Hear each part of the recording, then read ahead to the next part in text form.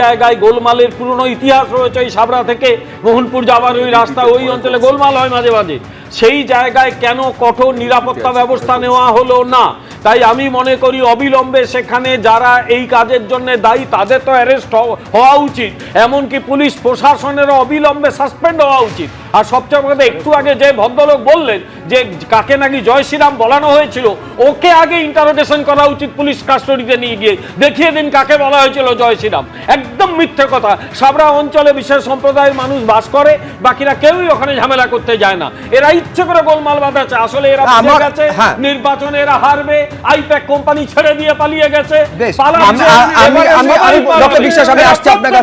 আমি বলছি কেউ যদি ইচ্ছে করে এই ধরনের ঘটনা ঘটানোর সাহস পায়, তাহলে প্রশ্নটা হচ্ছে কমিশন করছিলটা কি? কোনো রিভিউ তাহলে কমিশন করেনি? ডক্টর বিশ্বাস,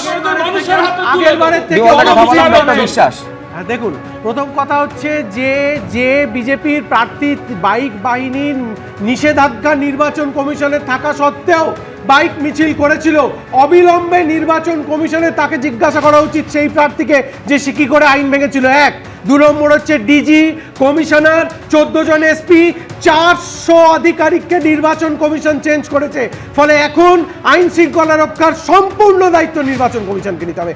ফুল responsibility has to go to the election commission of India. আমরাও কিন্তু তৃণমূল কংগ্রেস, বিজেপির অভিযোগ হচ্ছে এই হামলাটা সবটা করেছে তৃণমূল কংগ্রেস। একেবারে ভুল, একেবারে মিথ্যে কথা। এর সঙ্গে তৃণমূল কংগ্রেস জড়িত নয়, এর সঙ্গে তৃণমূল কংগ্রেস জড়িত নয়।